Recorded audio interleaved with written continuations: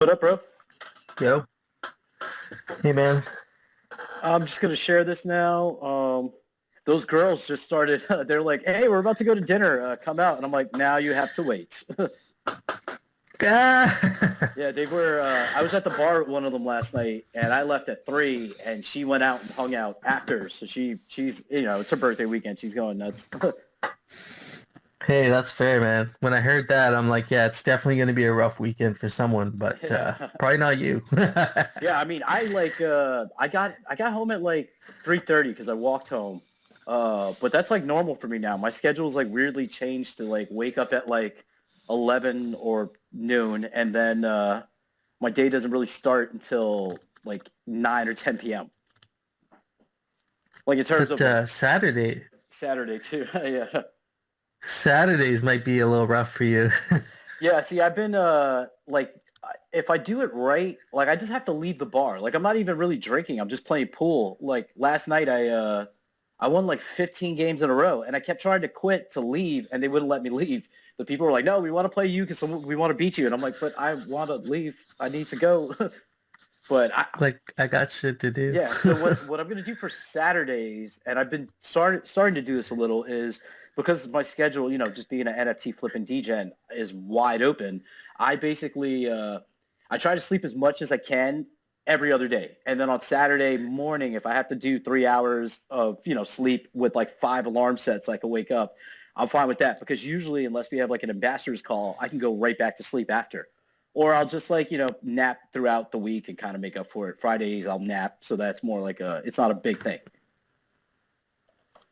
Yeah, man, tell me, like, I used to work a lot of night shifts, and it would just screw you up for, like, when you wake up, at 5 p.m., and then you go to work all night, and then Yeah. and then you come home at 6 a.m., and you're all screwed up, like, you have no idea. But you get used to it, like you said. Like, if that becomes your sleep cycle, then that's what it is, right? Yeah, it's crazy because You could do I'm that. getting more sleep now than I ever have before. So it's actually working, like, and I feel great, but it is also, it's a lifestyle. It's a lifestyle. Yeah, man, that DGen lifestyle, it's definitely unique. Yeah. I just shared the link to the main Aavegtochi chat server, and then I'm gonna share it now here. Okay, yeah, I'll just tweet it out again, too.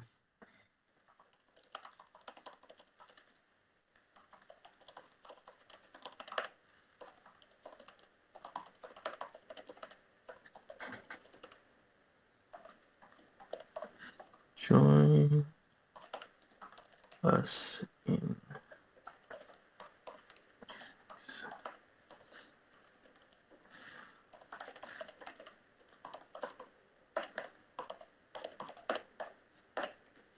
Okay.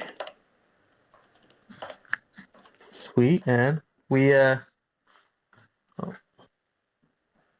Cool. I just shared it. yeah, dope. Yeah, I really like these spaces. It's become a routine to look forward to Yeah, on Sunday. it's good also like it's good to just get everybody together and kind of talk strategy, and it just always induces FOMO, so I love it.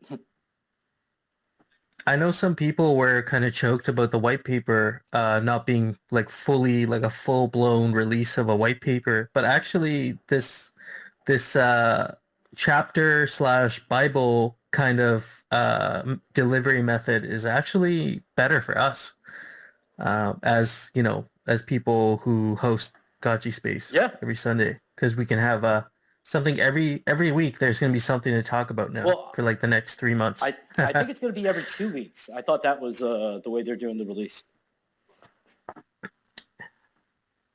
Yeah, I believe it's every 2 weeks, but I feel like we're gonna poke around for alpha every Saturday, and they seem like they do have a lot of their ideas together at this point. So, um, Coder Dan had mentioned on our last hangout that when I had asked about the Gotchi stats, um, he didn't say much about it. I was trying to dig for a little bit more, but it seems like he said they haven't changed a whole lot from what we've discussed over the last couple months. So that's kind of a good sign that a lot of our instincts around what those stats could do might be like pretty close to what they actually are. So I hope it's like that. Yeah, I agree. I think like we are facing a small delay, but it's not even much of a delay when we think about it because we're already at the end of January. But I think like from just some of the stuff they said, I think the big hurdle is going to be regulatory. Like they have to consider decentralization to protect themselves since they're not anonymous, and then they also have to set up some kind of entity to house the DEX because if we have, if they're directly tied with that DEX, then there is probably a danger for them as American citizens, or even, I don't know if you can revoke your American citizenship that easily, but there could be issues of like, is this a security offering because it's a token that pays out, and I could see that being a reason why there is a little bit of a delay. Yeah, and I mean with regulators, they might not be paying attention to us right now because we're kind of small, but if this thing really like catches on the way I think it's going to catch on, that'll bring a lot of bad attention if that DEX and like those tokenomics aren't set up in a way that not only protects like them as founders, but also protects like the game from not being like wrecked. Yeah, I agree. It is part of the ever-present flood danger in the crypto NFT GameFi space. But I think they're doing it. These are big brain people, and like I think of what's it called, the Gotchi Vault. That's another good example of like kind of what's happening here, where they're creating this organization that can operate almost like a hedge fund, but it's not a hedge fund. There are no rules stopping DAOs from doing what they're doing. And I think Aavegtochi, if they can get this right and like get, like build a model that's sustainable and acceptable for the regulatory side, I think it might build like a framework for the whole kind of crypto GameFi industry because nothing like this has really been done yet. Like I think the closest would be maybe Axie Infinity, but even them, their metaverse is like pretty far from being launched. Like they're still doing, they're extensively working on their project. So we might be like the first real metaverse that launches with like full tokenomics and like a fully like vertical and kind of horizontally integrated like game where it's like you're building games on top of it, but also it's building on top of things on top of itself. And I hope it just becomes like this one big like decentralized entity over time, you know. Yeah, I could see that. I feel like I think the last time we spoke, we kept using the term like a base layer. Like that's what Aavegotchi is to all these different things. It's like a base. So even with the DAO setup, if it works out, if they do the DEX and do it the right way, we are like kind of it's innovative, and we are setting the tone for how things like this should be done, which is interesting because like we are like even now, I feel like the world is starting to wake up to NFTs and GameFi and stuff like that, but it's still really early. So I can't imagine at the speed that regulators move that they're going to have anything. Like, think about it now. Like, all the ICOs that happened in 2017, the SEC is starting, like last year, they started to sue some of those people and pursue them. It took them nearly 4 years to get there.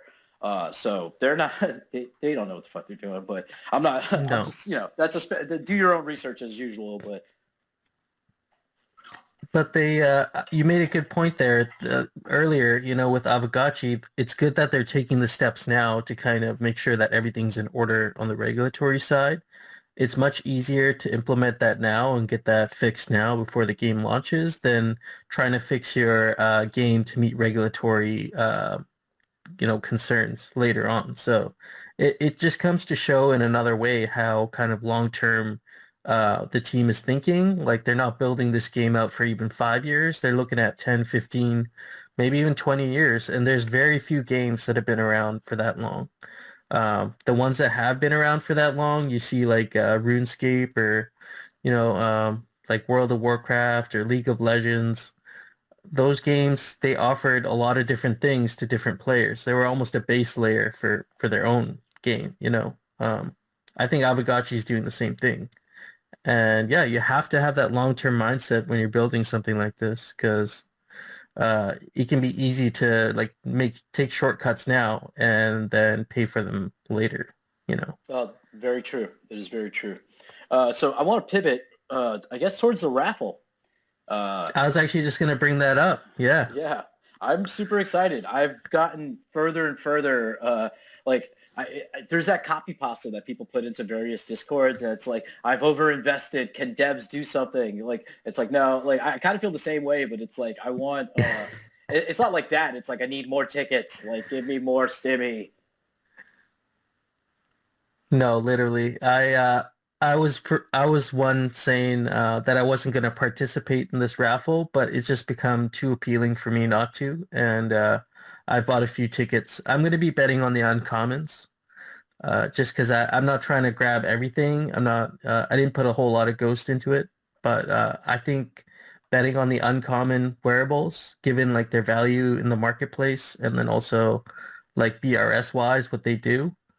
Not to mention the uncommon sets are pretty dope, like the ones that are coming out now. We have the Barbarian, which is it's a mix of some common items and uncommon items. And then we got the Archer, right? The Uh, Archer is an uncommon set. I think the Rangers uncommon mix set. The Ranger, yes, that's right. So I'd like to get some of those. Maybe get that longbow. I'd really like that.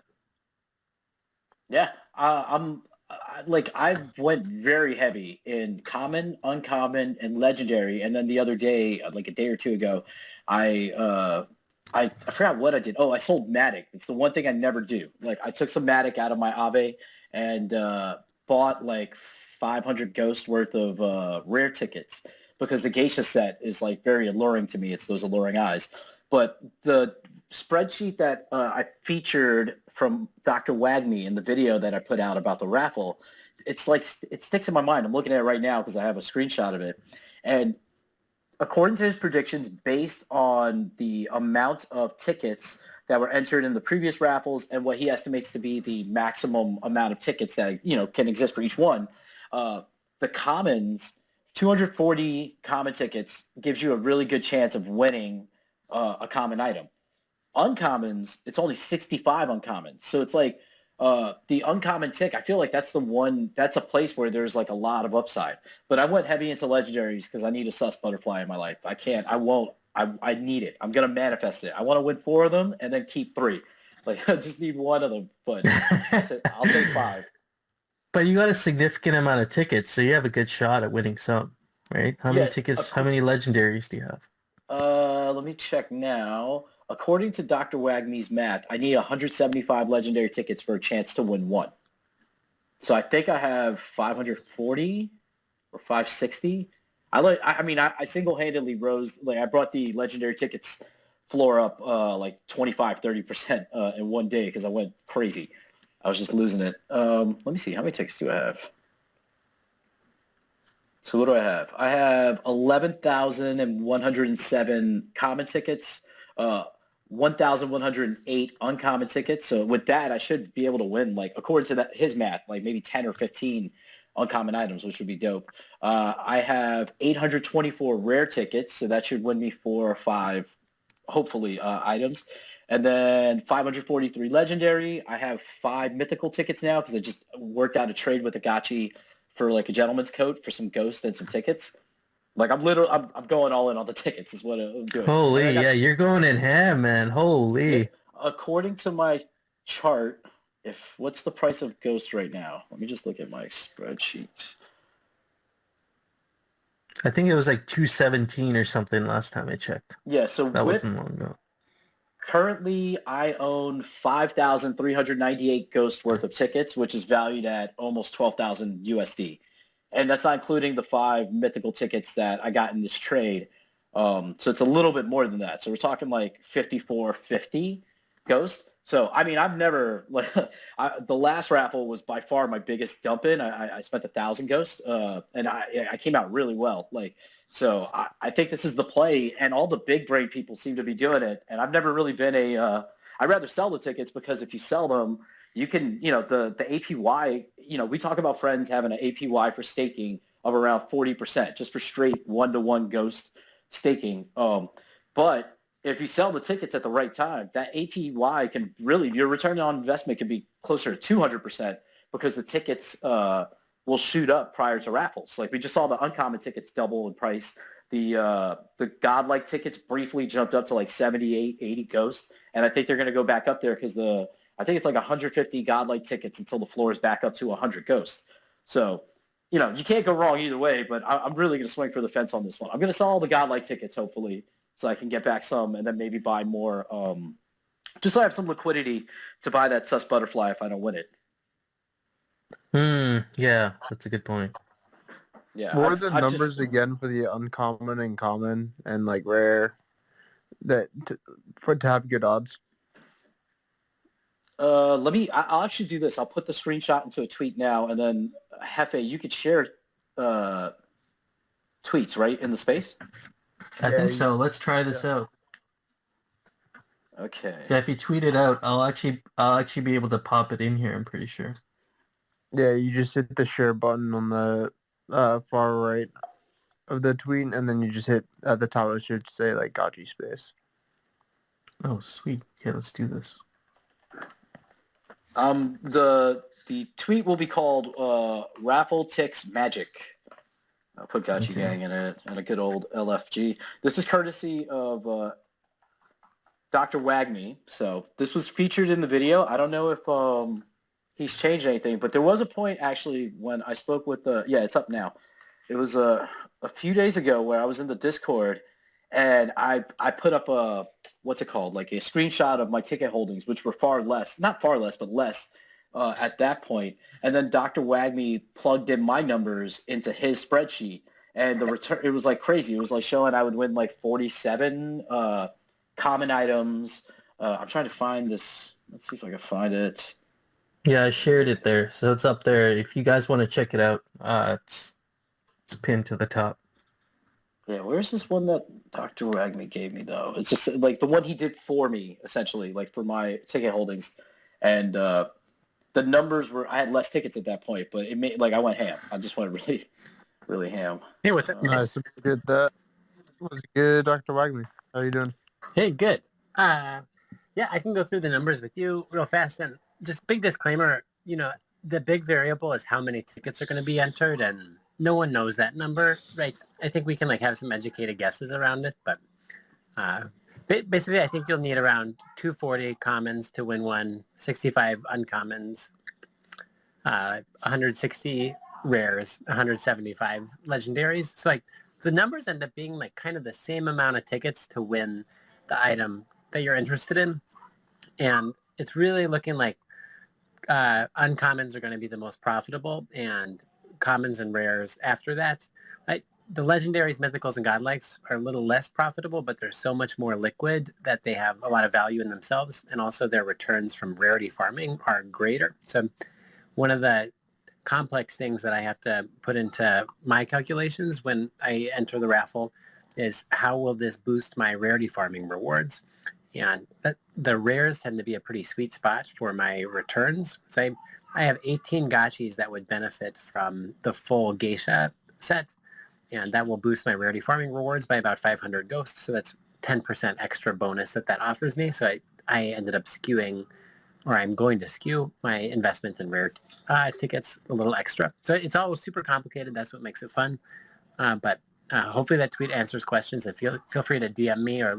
Yeah, so I just actually put up another tweet, and this is it was the screenshot that Dr. Wagme sent me based on my ticket holdings and what my win would look like based on the number of ticket entered. So speaking to what he said about the rares, I went ham yesterday. I bought like another 500 rare tickets just because I talked to him and he makes me so excited, and I have money that I'm willing to throw at the wall to win some free stuff. So like it's that tweet's up now. You can pull that in too, but it just shows that like you have a good chance, assuming that, like Dr. Wagme says, the number of tickets that are actually entered don't like skyrocket ridiculously.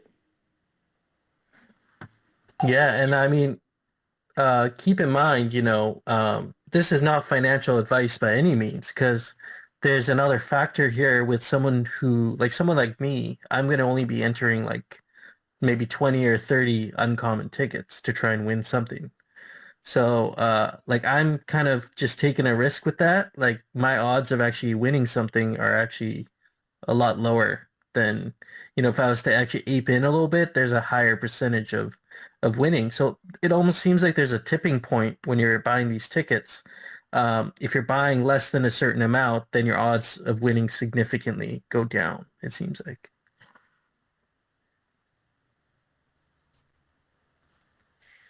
Yeah, you got to play the odds. It is a numbers game, and none of this stuff is guaranteed. But I feel very comfortable taking the risk. So it's like, but it Yes. also demonstrates what's wonderful about our community, because there are a lot of level-headed, very smart people in here, and there are a lot of degens at the same time, and we're all kind of working towards the same goal of either some people are doing short-term flips. Like if you bought the tickets 2 weeks ago with the intention of flipping them like I originally did, my money's doubled already, like for a lot of the different tickets. Where if you bought them with the plans of entering the raffle, then you got them at a sweet deal. But it's a great market because it's such a strong market for both buyers and sellers, the raffle tickets specifically. So that there's always a place where if you need liquidity from your friends, like from staking, that you can find it very easily, especially around raffle time. Also for the little guys, like one of my friends who didn't have enough liquidity to get into the land raffle, he just saw the highest EV being in tickets, so he just started buying up tickets right around the land raffle. So he's made it a decent return just from having a little bit of capital. It's just a very good way that you can play the market if you don't have a lot of capital too.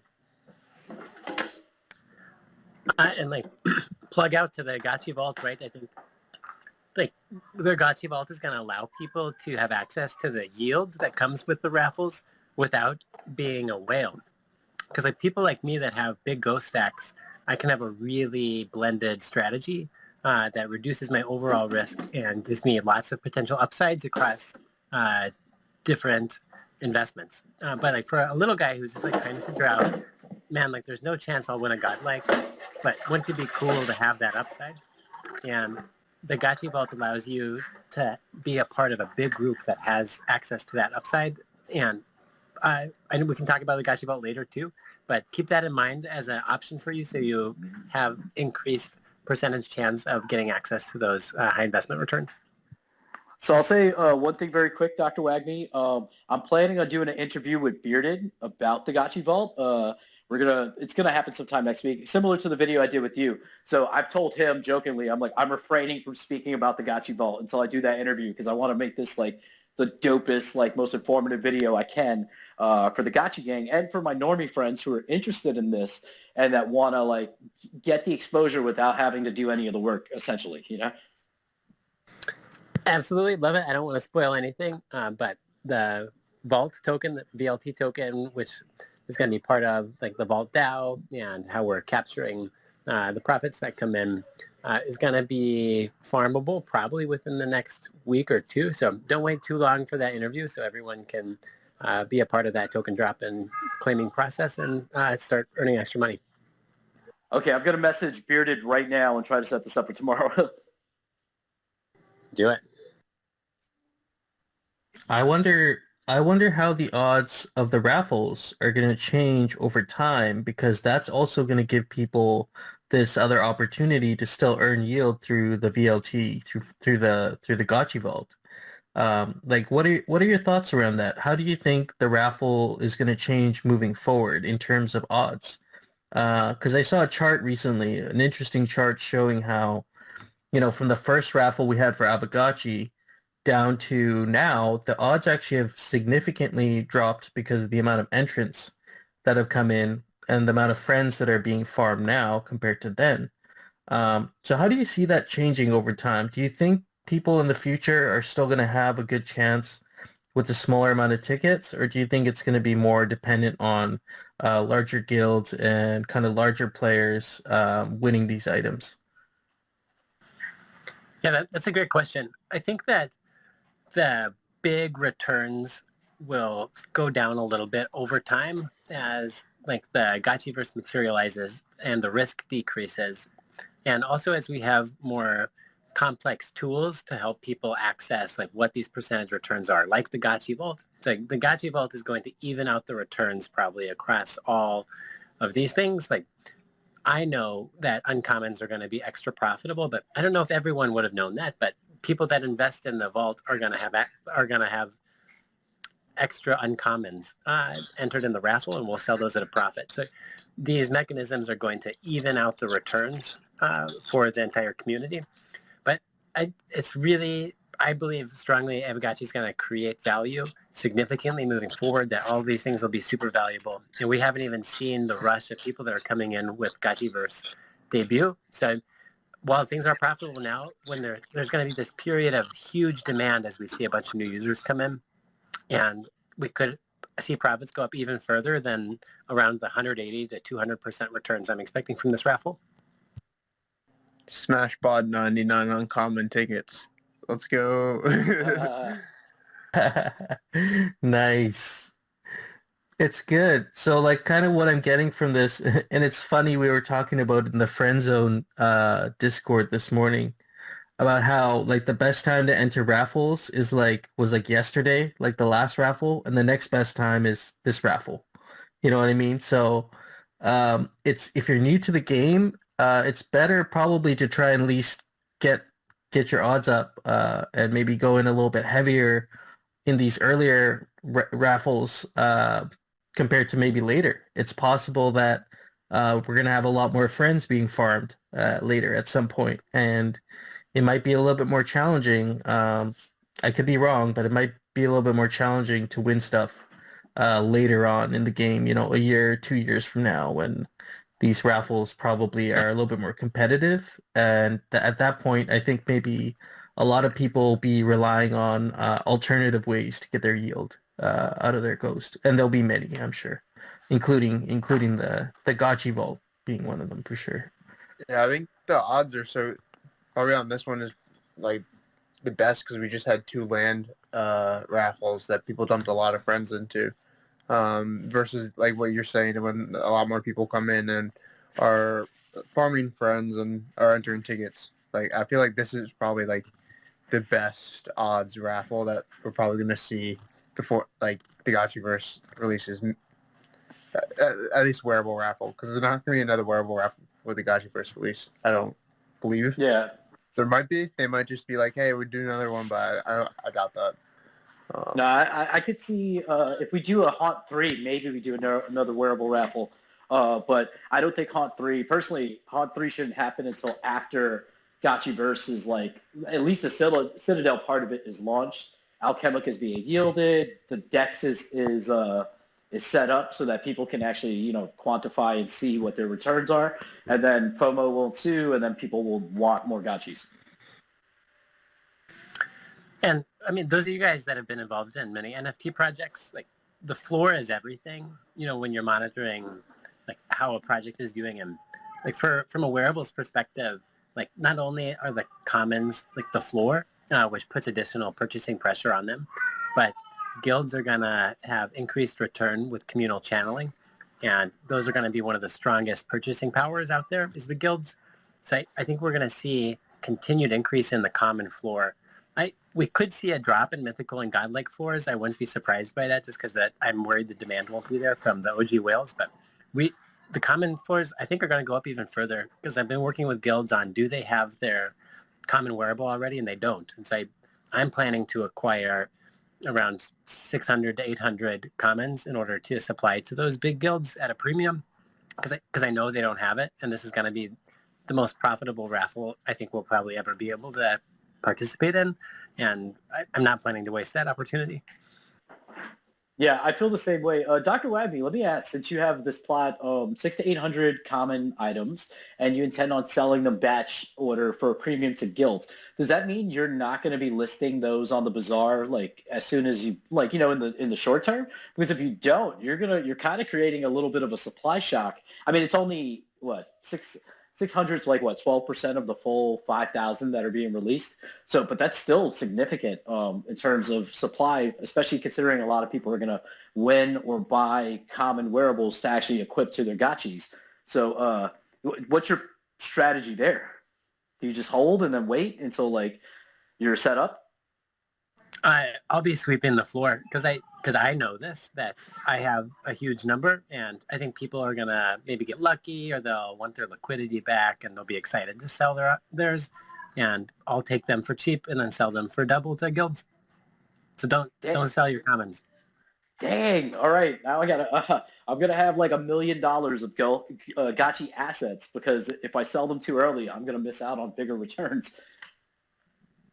The comments have been good, man. Like I kind of earlier on in the game kind of saw this opportunity of buying the commons, and buying a few here and there for like 5 ghost, 10 ghost, and that's when ghost was like, $1.20 or something.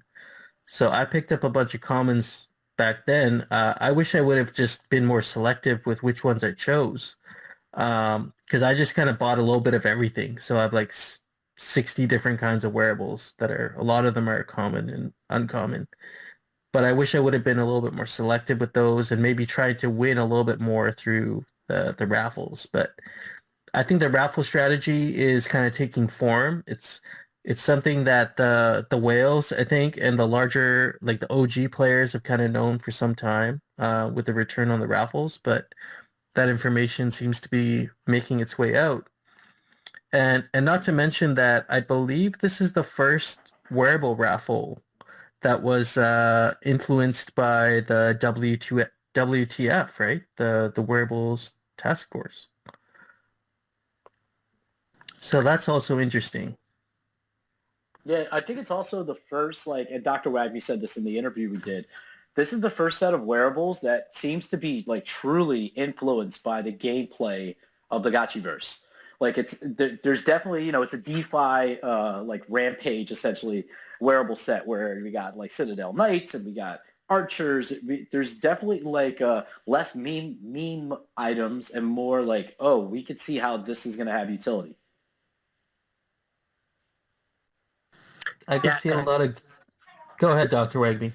Go ahead. Oh, I was just going to say, I think we can really see classes start to manifest, right? Like the Citadel Knight clearly seems like a tank to me. And I think knowing that is helpful, that high energy, they're fast, and then low aggression, they're going to have, I guess, high defense. But I think there's a lot to be gleaned from what these classes will be. And from that, you can assume like what different metas there'll be, what characters do people like to play, and what has extra value as a result.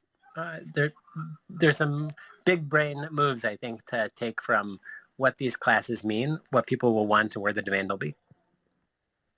Yeah, that sus butterfly with the +4 aggression. You can tell what that's going to be doing. Like that's it's going to be a little weapon for your fairy while you walk around the Gotchiverse.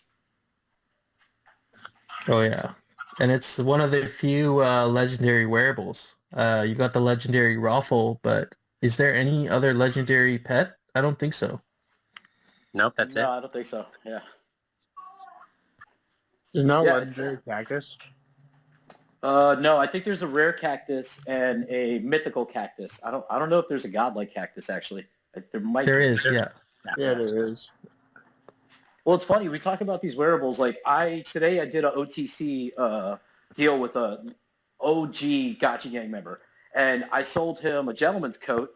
I sold it for 200 ghosts below the floor because I wanted to, like, I've had this thing for so long, but while I was doing this, it's mostly for tickets, and I got some tickets out of this. But when I didn't mind selling it for that price because I went back and looked at when I bought it. When I bought it, I paid like 360 ghosts, but this is when ghost was like in the 90-cent range after the dip in May for the whole crypto market. So I sold it for 600 ghosts, with ghost being 2.5 times as expensive now. But it's just thinking about when I looked back to see how much it cost, I got to see my history of all the purchases I made, and just seeing all these common items that I bought for like 6 ghosts, like a raffle for like 30 ghosts, buying the wizard staff, the common ones for like 7 ghosts, because it was like, not nearly as many players, not nearly as many gotchis, and it was at a time when the market was turning down. So it's like some of these common items have like between 5 and 10x, where the legendary ones have also doubled or tripled over time. So it's just interesting to see. Like my crown that I bought that now trades for 900, 1,000 ghosts, but I bought it for 350 ghosts, and when ghost was $1. It's like, whoa, the upside has been tremendous so far. Yeah, especially on those wearables, man. Like they my early thesis kind of on the wearables was that they wouldn't drop with the price of Ghost dropping. And that seems to be holding up because a lot of guilds, like you're saying, are looking at these wearables in terms of quantity, and they need them. And there's a few, well, with this next, let's talk about this next wearable raffle, right? There's a bunch of weapons that are coming out now, and we know that the weapons are going to have some sort of a utility in the game. The team's mentioned that a few times now, that wearables are going to have utility, but then also there's going to be weapons, specific weapons that will have utility.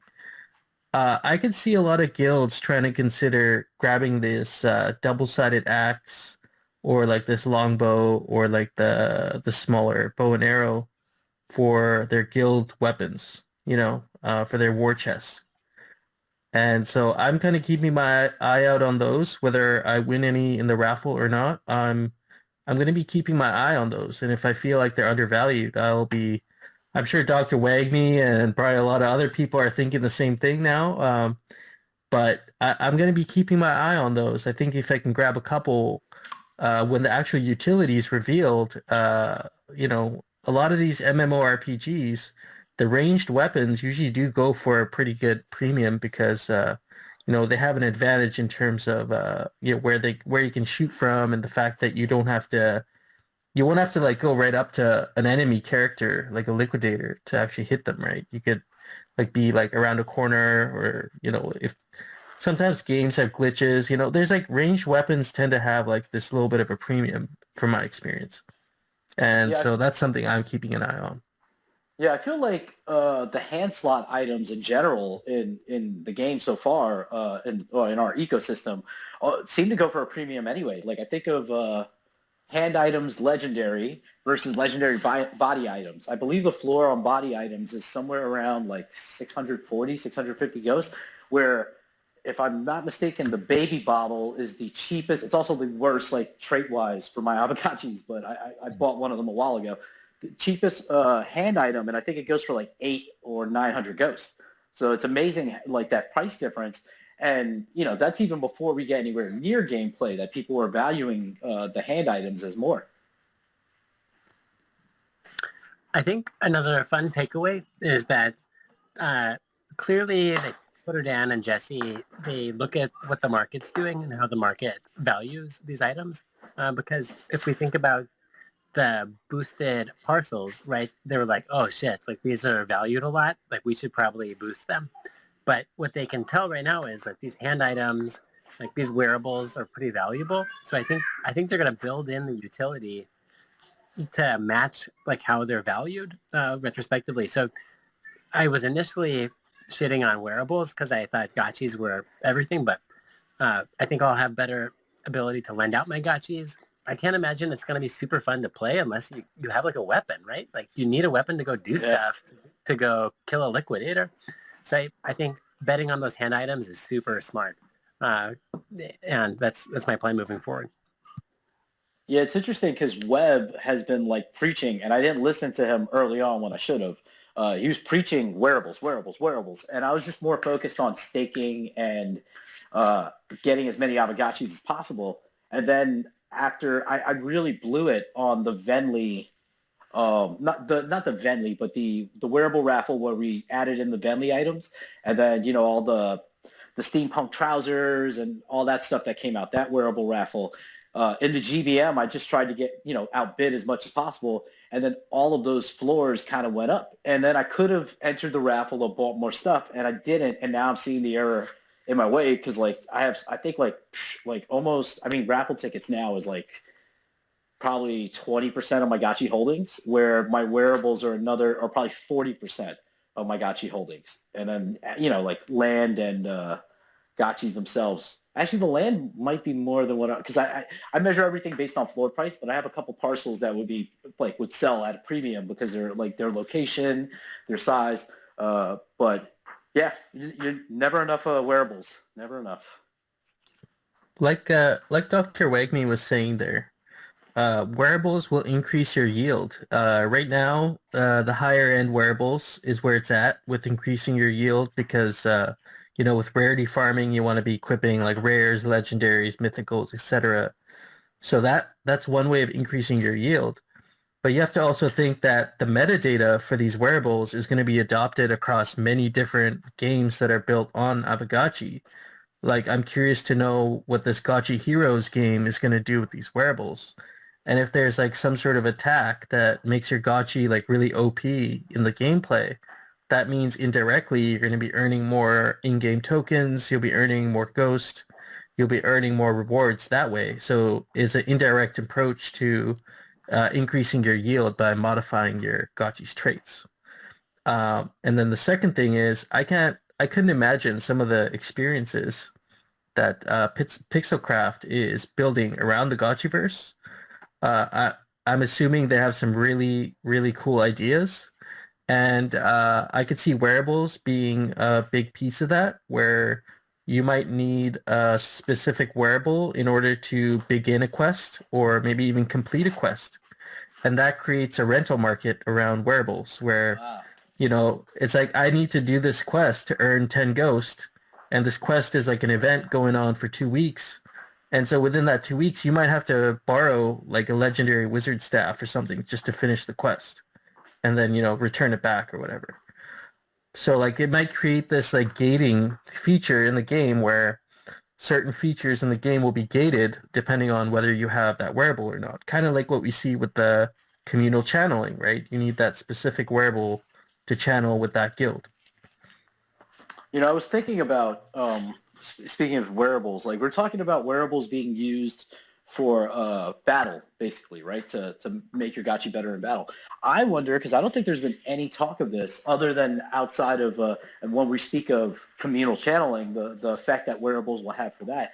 I wonder if any of the current like class of wearables will be used to help you improve your farming beyond just like channeling. Like, is there like a wearable that you have? I'm trying to think of all the wearables, but like if you have a raffle, maybe that gives you the ability to carry a little bit more alchemica than you normally would.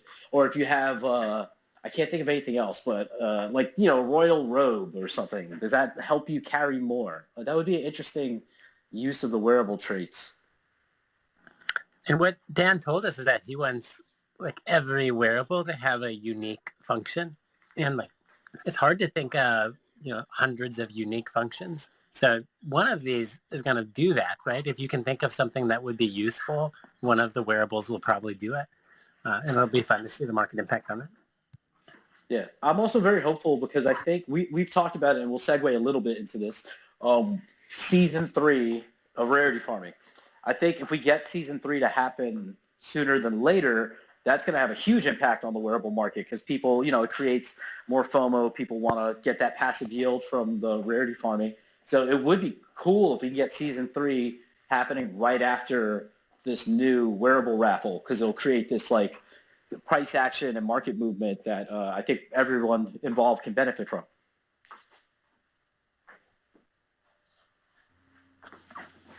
Yeah, and it seems like we've experienced this a couple times now, right? Where we go through these cycles, market cycles with wearables, where they never really dip down below their previous floor, but the price action was slow. Things get stagnant. Like wearables, I think with Aavegtochi wearables, the biggest thing is sometimes they won't move for a really long time, right? They can become illiquid, but that doesn't necessarily mean the price will drop because people see the value in them. And I think that's been something unique that I've noticed is people are saying, well, I'm not really going to sell my thing because rarity farming season is going to be coming up and that's when you re-equip all your gotchis. So there's no real reason to sell. But I do notice when the rarity farming season picks up, we get not only like a little bit of an onboarding effect from people hearing about rarity farming, but we also get people buying back into the wearables market. So you have certain players that will get rid of some of their stuff, but then they'll buy back in. And usually the game, it's been growing over time. So every rarity farming season we're getting more players. So I can I can only see the buying pressure around like season 3 being further pressuring the wearables market. And I remember joining the Aavegtochi ecosystem like kind of late. I joined like towards the end of rarity farming season 1, and I was kind of grumpy about rarity farming. I was like, what the hell? Like, this stuff is so expensive. Like, how can people like play and compete in this game? But coming to understand how important the rarity farming seasons are to the ecosystem, like we really need demand on mythical and godlike items, or else all the ghost and friends is going to go towards those cheap items. So if we don't have that demand and then payouts that whales and these OG owners of mythicals and godlikes can appreciate from, then we're going to bring up the floors of those cheap items so heavily. So it's just a part of the really complicated ecosystem to have rarity farming, to continue that and continue a distributed demand with a big upside for those godlike and mythicals, even though that's tough to understand for newcomers to the game because it feels so play to earn or pay to earn, which is kind of the worst thing about gaming possible. But it's part of the economy here, and I don't think it's bad, but I think we need to continue to advocate that it's not for the community. Yeah. I mean, let's not forget that those people that are spending so much money on mythicals and legendaries and even godlikes, they're bringing a lot of capital to the game, and that in itself is it's a cyclical effect. You know, you get more people buying mythicals and godlikes, and then those sales make their way out onto crypto Twitter. People hear about an NFT wearable that's sold for 100,000 ghost or 60,000 ghost, and they get excited, and then that brings their attention to the game. So I think that's not something that should be overlooked for sure. I know a lot of I know a lot of newer players come in thinking like it's you have to buy mythicals and uh godlikes to get a decent return, but that's just one way to play the game, and it's done really well for attracting capital to the game. So And we're still working on what does the proposal for Rarity Farming Season 3 look like? And I'm a really big proponent of a prospective engagement reward. Like, how can we reward people that can't afford these mythicals, that can't afford the godlikes? And by saying, like, if you get XP, if you're voting on stuff and you're engaged and you're rocking the mini games, then you should get paid for that because this is play to earn. So I'm hoping you'll see in the proposal that at least 10% is like a Delta XP component where we are rewarding people to be engaged. So look out for that and advocate for that because I don't want I don't want people to feel excluded from any opportunity. Aavegtochi? Yeah, see, I'll say this. I don't own any mythical items. I have some higher end gotchis now, but I got them after rarity farming. I was able to, I think I have one gotchi that's equipped with baby bottle, I think 3 legendary items. So it brought its BRS up to 583. But I didn't make a ton of money from that. My rarity farming rewards, which were over 3,000 ghosts for this past season, was exclusively mostly just from XP. So it does open up this thing where it's like, yeah, you could still earn something. I mean, to be fair, I get XP for being an ambassador, so all of my gotchis get XP every month. But I would argue that's also part of the play to earn. My skill in this is like being a host or MC or whatever the hell I am. So that effort is being rewarded through the XP, which gives me a chance as a player who to build up my stack, which has helped out a lot because I've been able to like 10x my initial investment by just basically just being here a little earlier than some of the newer players, but also just putting that time and effort to try to like bring more value to my Aavegtochis.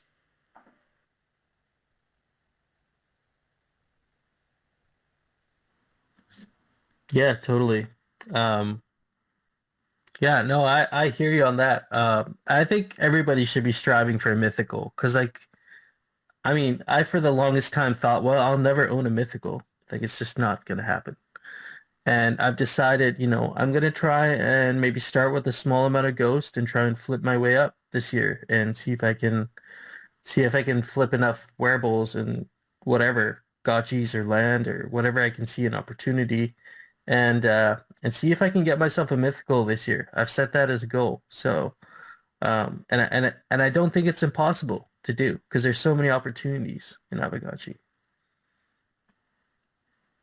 I Uh, just ve- wanted to quickly say what's up to these two fellas who just joined us. We have sparkp.eth and Sir Stinkiest Linkiest. yeah. I like that name. Yeah, I joined when Wagman was talking about possibly play to earn when you vote. Maybe we can pay it in tickets, and that's a pretty crazy idea. And I like that idea because as of now, the game's kind of dry when it comes to probably rewards. So possibly getting paid in tickets for participating in the Gotchi Bible would be huge, since it is a lot of work. Yeah.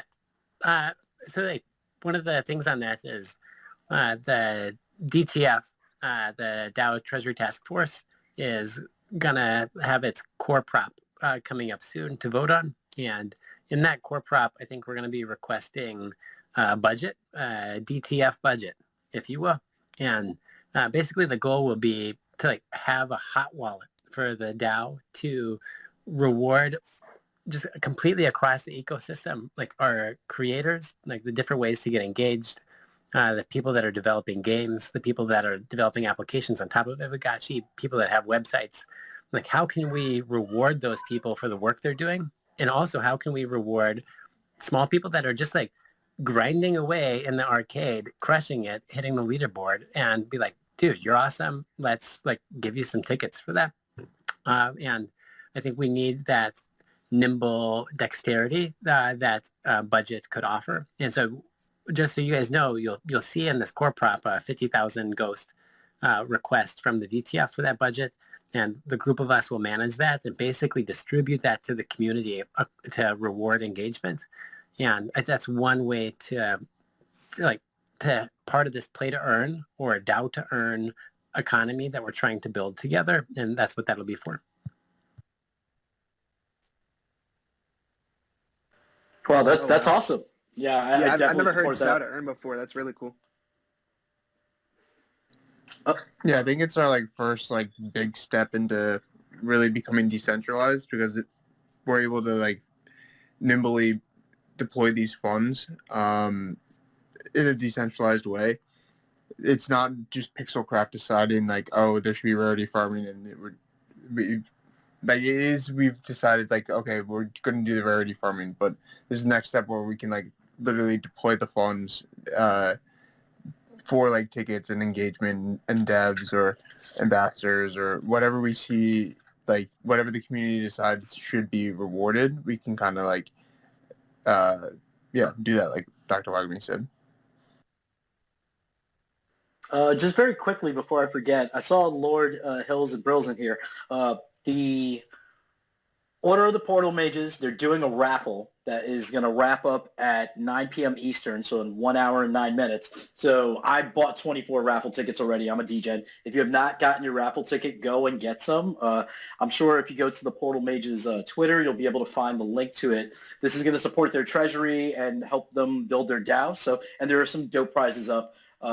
Go and buy a ticket. They're pretty cheap. I think they're like $20 or something like that. So go nuts.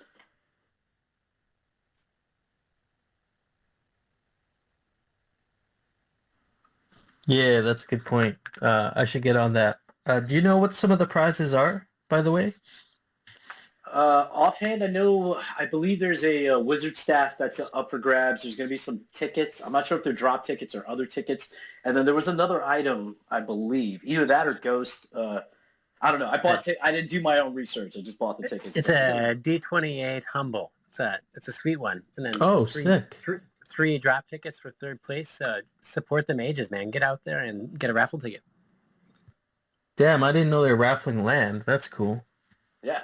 I mean, I dig it because we're watching right now, and this is historical. I love it. We're watching the creation of DAOs in our ecosystem. And we're watching the Gotchi vaults being created. That's going to be a thing. They already have a few hundred 100,000 ghosts, or over 100,000 ghosts, which is over $200,000 staked into it. We're seeing these guilds come up and they're building treasuries potentially to return, like profitability to their guild members. It's a wonderful time because we're in a very innovative phase of the game and our ecosystem. So I try. My goal is to support all these things because, one of these things is going to blow up like crazy. So it's good to be associated. And if you're going to be associated with any guild, you might as well be associated with the OG guild of the Gotchiverse, which is the Portal Mages. And I wonder what these OG NFTs are going to be worth one day. Like a lot of these guilds aren't going anywhere. So like imagine in like 5 years what some of these early Gotchi NFTs. That's the cool thing about the blockchain. You'll be able to look and see, around this time when the Gotchiverse came out, what were the NFTs, early Gotchi NFTs. And if you have those NFTs on your parcel, people will be like, damn, that guy he participated in that early event, for POAP or NFT or whatever. If we can display our badges, that'd be sick. Yeah. Just as a reminder, the raffle tickets for the Portal Mages are an NFT themselves. So even if you don't win, you're getting a dope Portal Mage NFT that you get to hold into your collection. Yeah, that's pretty dope. So this is also the beginning of my Geisha guild. I'm just like, all of this is really just prepping for everybody to donate when I build the Geisha DAO, where in the Gotchiverse we'll be giving out free hugs. You're going to integrate that into the Anon guild? Wait, say that again? You could integrate it into the Anon guild. Yeah, I mean, dude, I love that. I wouldn't want to put the mask on my on the Geisha, though, because that might be disturbing to some people. I like the alluring eyes, though. Those are pretty cool. I could see those matching up with a lot of different sets. One thing I would like to see more of is like wearables that easily display the eyes. Like the Knight helmet could have easily been peeking out some of the eyes, or I don't know. Because my favorite eye, so sick, right? You want to be able to display your eyes. You have to double myth eyes, right? So my favorite eye wearable to date is the monocle for that reason. But that's a mythical, I believe. The eye patch is good. Yes. The little pump glasses that are see-through. Yeah, I always wanted the little pumps, but I ended up settling for the aviators because they still have that transparent. Just it's not as. Oh yeah, the aviators have that too. Yeah. So I think maybe it's a good time to talk about the Gotchiverse Bible, Chapter 1, the release schedule. I have some notes down here.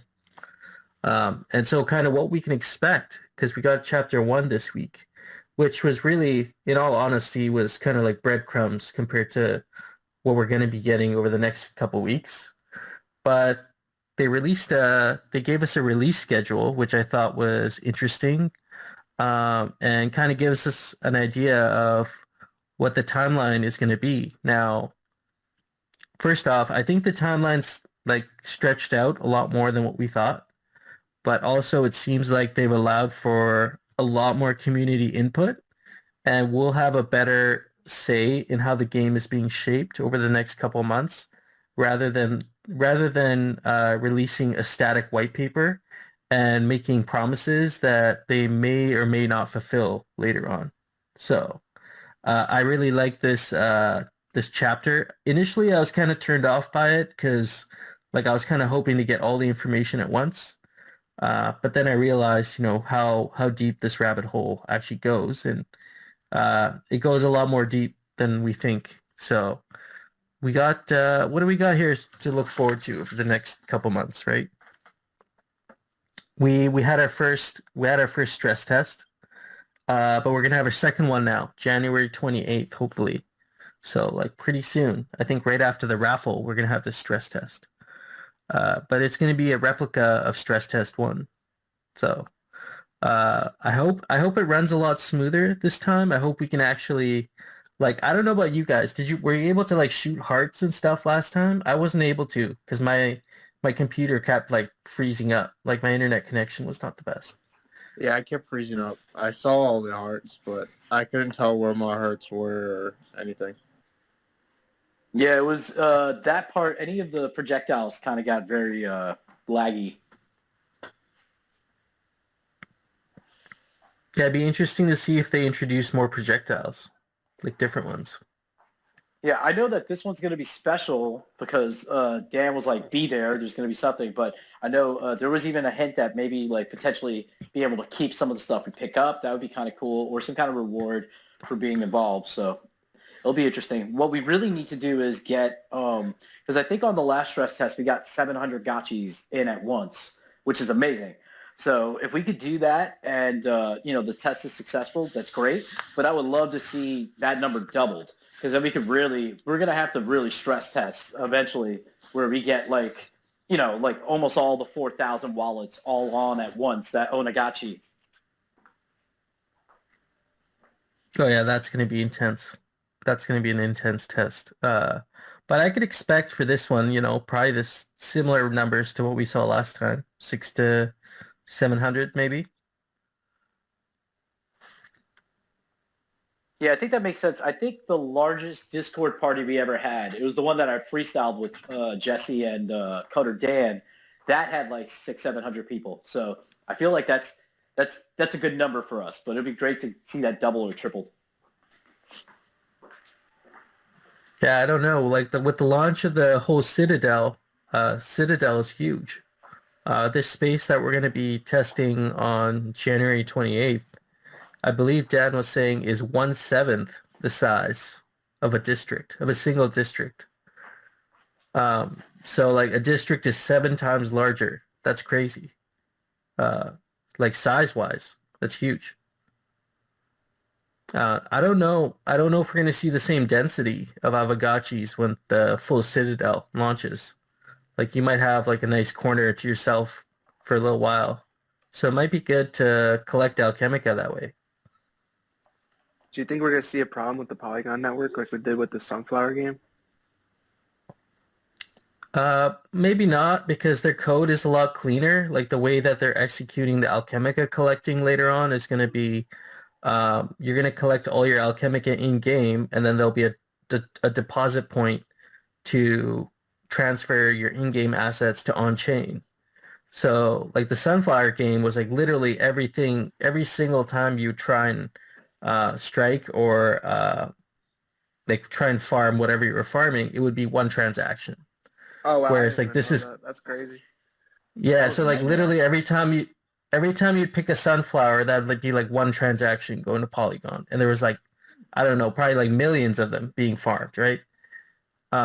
So that's kind of what screwed up the network. But like the team's already shown us that, especially Dan, like he's a Jedi when it comes to writing code. Like I've read a lot of his like Solidity code in GitHub, and it's just like so well written that like even if you didn't know Solidity, it's just like really well explained. Everything's commented out, and like it's just really nice to read. It's almost like reading a story almost.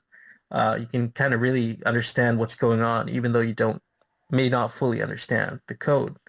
I have pretty good faith that we're not going to crash the Polygon network, but we might see some spikes, maybe.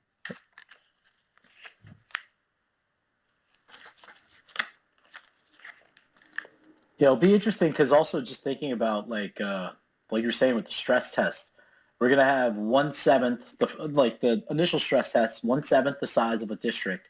So once we get to the full district, my question is which district is it going to be in? I personally want District 1 just so I can actually go up to my plot of land and see my very overpriced spacious. But it's also because there's the Great Portal. I can't imagine what the landmarks in District 1 when we're in game will look like. So I would love to see that. But do you have any, like if you had to pick a district that we were doing that final stress test for, which one would it be?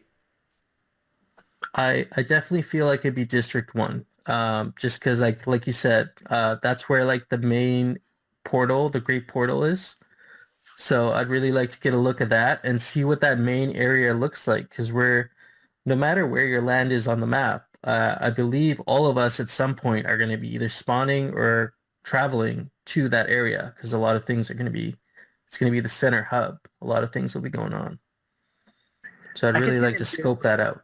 Oh, sorry. I was gonna say I could see them do District 27 too, the Pixelcraft district. Like Yeah. it's pretty clear they put some thought into that, and there's not too many landowners. So like if they start distributing Alchemica, it'll like that doesn't belong to anyone else. It just belongs to Pixelcraft. So I if they're letting us collect it and keep it, I could see it being like D27 as where they host it.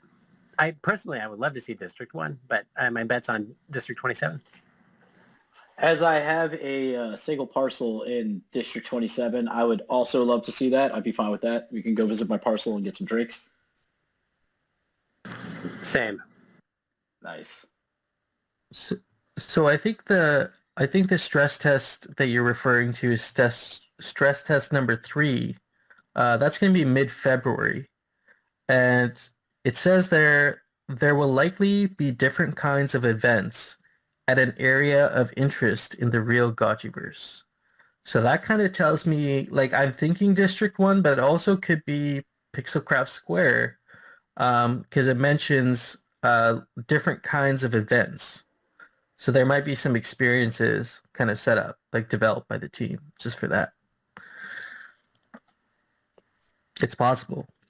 We need to get Thrax or you. I think you made a POAP, right, for us on one of those last events that we did. I think it was a GMI POAP, right? We should I have made a GMI for POAP. if they're gonna. I know the team. It's difficult for them. They don't have the. I mean, not difficult, but like it takes some of the dev bandwidth to give us badges. But I want something for these stress tests. I need something to display in my lodge, like you were saying earlier, that shows like, hey, this guy's an they're OG. doing that, right? It just takes like if you do it once and it messes up, like it's a lot more work. But so they have to like look it over like 3-4 times. So I think they're sending that out, like the badges from like the rarity farming and the stress test one. I wonder if they're affected. I don't know if you guys remember this. It's not that long in the past, but during, I think it was the third round of rarity farming for season 2, somebody, I think it was Yannick, he sacrificed like 3 gotchis right after the snapshot, which held up all of our payouts because like the contract to pay out the rarity farming rewards couldn't find those gotchis, those wallets essentially, their pockets. So I wonder if that would be an issue for them too with the badges, because I'm sure people have, some of the gotchis that would have gotten that participation badge for being part of, for ranking at some point, they might not still be with us, So like, does that badge, is it going to create the same issue? And then secondly, does the gotchi, say I bought the gotchi, because I definitely did this, like I had probably 3 or 4 gotchis that will earn some badge, but that are no longer with me. Will the badge go to the gotchi even though I've sold it since it's in a different wallet? Yeah, that's a good point. I don't know. I feel like the badges are tied to the Gotchi IDs, right? That's why it takes them so long to distribute them. So I feel like it's you'll going to follow the your pocket, Gotchi so, ID. yeah. Yeah. I think that's what takes so long. Because essentially what they're doing is looking at your address and then seeing what gotchis are in there and then finding the IDs of those gotchis and then giving them the badge that way.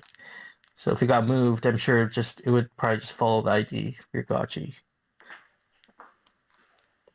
But that's going to be stress test 3. So that's going to be like the official, we're going to see the real Gotchiverse, what it looks like. So I'm kind of stoked to see that. What the infrastructure looks like. Hopefully we can see some of those structures, those, I can't remember what they call them, monuments, I think.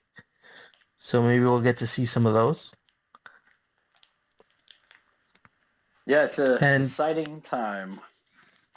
And then shortly after that, late February, so, in about a month and a half or so, we're going to get another auction. There's a Gotchiverse auction and raffle number 3.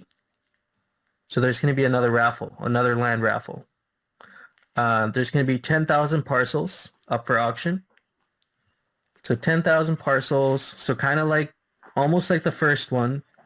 And maybe I don't know what percentage of that is going to be what percentage of that is going to be raffles, but I did once hear Jesse say they used the Pareto principle to calculate the raffles. I don't know if they're going to do that again, but if they do, that basically states that they're going to maybe take 20% of that initial amount and use that as distribution for raffles. So if I was to guess, I would say maybe 8,000 will be auctioned off and maybe 2,000 will be raffled off. But I could be wrong. That's just that's a wild guess, but that's what I think is going to happen. Well, it's interesting because the drop ticket floor for a while was around 8 ghosts. Then it went up to 9. Now it's above 10 again.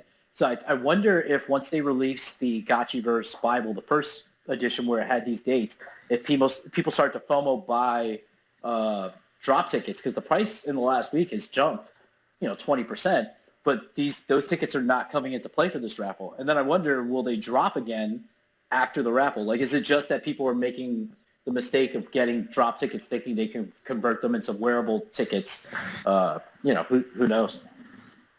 That's kind of what I'm keeping my eye on right now, because I'm trying to decide if I want to go into accumulation mode for tickets and try and roll the dice again for another land raffle, because like you said, I missed out on the last one, but the one before that, I entered 100 tickets and I got three reasonables, but 2 of them were like right in District 1. So like I got good value for my money. I got 2 District 1 reasonables and I got 1 District 2 reasonable. You did 100 drop tickets? Actually, no, it wasn't 100. It was like 75. But yeah. Okay, not bad. Yeah, that's a lot of ghosts. Did you buy the tickets or did you get them through friends? I think it was a mix. Like I think it was half and half. So like 35-ish tickets were from staking over the last 6 months or so, and then the other half I just went out and bought it. So I think I did okay. I didn't do like amazing, but I was still pretty impressed by what I won. And I think going forward, that 100 drop ticket strategy is it's good. Like it gives you good chances of winning stuff. One of the fun things to think about is, will those really cool parcels, like in the center of District 1 and close to the Great Portal, be up for auction or be up for a raffle? Because if they are, that dramatically increases like the value of the next raffle. Yeah, and that could be part of why people are speculating on drop tickets, is to potentially have access to the best parcels in the game. Yeah, I mean, my big win in the last raffle was I won 2 Spacious. One of them was an alpha boosted Spacious that I sold for double the floor price of Spacious, which basically paid for my 100 tickets plus like 100% profit. And then, but I want that D1 Spacious inside the inner wall. I was checking earlier because I'm actually trying to flip it so I can get more ghosts, so I can get more tickets. But there's only 3 listings that I saw when I checked. And the starting listing is like 79.99 ghosts, then 9,999 ghosts, and then the next one's 47,000 ghosts. So it's like it's such a small supply, but the upside is so large if you can get one of those crazy parcels. And that's we're talking about in today's prices, where I think once game launches and everything's, we see everything, we get to play, we get to, have the full Gotchiverse experience, that 7,000 for one of those parcels is FUD, So it's like, that's why I debate, should I sell it? Should I keep this and sell the District 27 parcel I have? Or do I sell the District 27 and keep the Spacious, since it's so large and it's in one of the dopest places? It's a tough decision. Yeah, see, I would also say that you're one of the prominent members of the Aavegtochi community, so it might be beneficial to hold either one of those as a place where you'll be recognized, your parcel will be recognized, and maybe a hub for what you want to do. It's funny. I've been thinking about that a little bit more because when we did the stress test, I was recording a video after, like a short 2-minute video to kind of describe it. I noticed that when I was running around with my main Gotchi game now, people started following me around, like running after me because I guess they recognized the name. So I was like, I'm gonna definitely be doing like some for the how like a king goes into the kingdom without like his royal robe. I'm gonna be hiding out in the Gotchiverse a lot with some of my rando Gotchis so that I can move around quietly.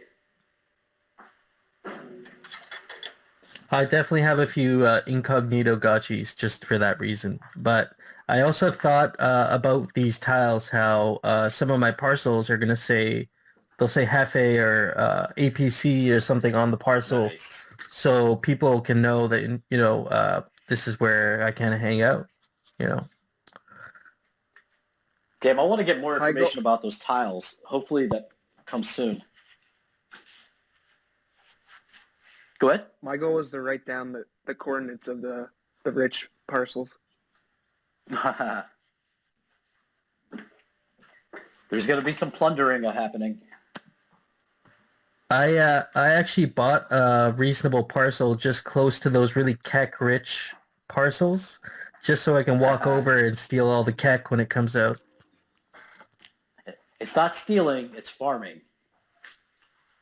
Oh, that's right. Farm their keck for them. Yeah, I feel like there's gonna be a lot of mad people in the game when people like gotchis come over and steal your alchemica. Oh, I don't know if you guys saw this, but it was very brief. Somebody put up a proposal. It might have been like a month ago, basically arguing that you should not be able to go on someone else's land and take their alchemica. And I was like, that seems a little ridiculous. Like, I get it, it's your land, but like, it's also your job to like tend your land. If you own an orchard and you never take down, you don't harvest the apples and somebody else does, tough luck. You should have done something to take advantage of this yield that you have. If you're not taking advantage of your yield, then, I don't know. We're in free market capitalism, so somebody should be able to pick that apple. And we'll be able to build walls, right? Like, we need demands for alchemica, which is a wall. So like that person is basically underscoring the use case for walls and use case for alchemica, which is a good thing. So if you want to collect your own alchemica, put a wall up. Well, remember, you can still go through the wall as a Aavegtochi. You can't break it, but you can penetrate it, where liquidators can actually knock it down. So the walls will be very important. But then I wonder the importance. I guess since we're launching in the Citadel, we don't have to worry about liquidators at first. Just other gotchis with too much time on their hand. Because I know for me, like once the Gotchiverse launches, I'm gonna become a hermit. Like I don't plan on leaving my house much. I'll take my laptop with me so I can do it while I'm at like cafes and stuff like that. Falling in love with women that I assume are named Ashley. But at home, I'm just gonna be at home all the time, just doing it. Yeah, totally. I'm going to be living on my laptop probably for quite some time. Like somebody needs to come up with the Gotchi life support system for the player so that we can just never leave.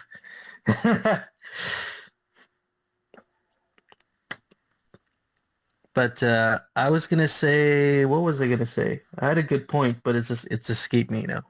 Unfortunately, it happens sometimes. Oh, this is what I was gonna say. The the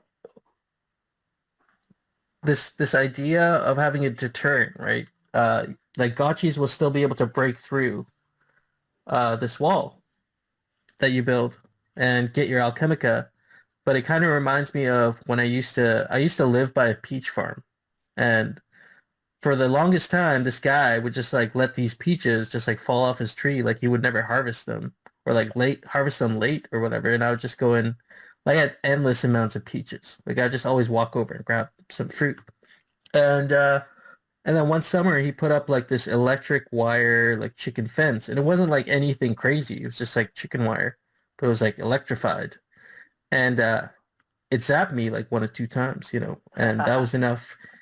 That was enough for me to be like, all right, I ain't gonna walk over in my drunken stupor at 11 a.m. and try and get some peaches. I'll get zapped. I feel like So that definitely would happen to me. Like I just laughed so hard because you said one or two times. It's like you think of mice that are put in mazes and like they go for the wrong cheese and it's electrified. But there's always that first. You go for the first one. You're like, what happened? Let's try it again. And then the second zap, you're like, all right, no more peaches. Now you have no, literally. Yeah, you have like you've probably built some kind of phobia to like peaches and electricity. Well, I'm sure there's some phobias there for sure. But I just think in the Gotchiverse how you put up a wall and it'll deter some Gotchis unless you have like a whole bunch of Keck or some rare Alchemica just sitting there. Hey, quick I thing. wonder. Good. Hey, quick thing. If they had a certain amount of time before other Gochis were able to collect your coin on your land, would that be work? Oh, like like kind of a period where no one else can access your land and take it before you do? Yes. I think that could work. The only thing is, like, I assume that if we're thinking of Alchemica, kind of like the way I envision it in my mind, it's almost like a geyser. It's coming out constantly. So But then that it it's just, right. wait, say again? But then it should sit there, right? Yeah. So you would have to, I guess, put a timer on all of the emissions, and it would have to constantly be updated. And then I think of like, because this will happen in the Gotchiverse eventually, where people don't have time, something happens in life where they kind of can't play the game. So there's going to most likely be lots of estates that are just brimming with Alchemica. But from what I remember from what Coder Dan said, if you have a reservoir full of Alchemica, once it fills up, you're not going to be able to harvest until someone comes to your land to empty your reservoir.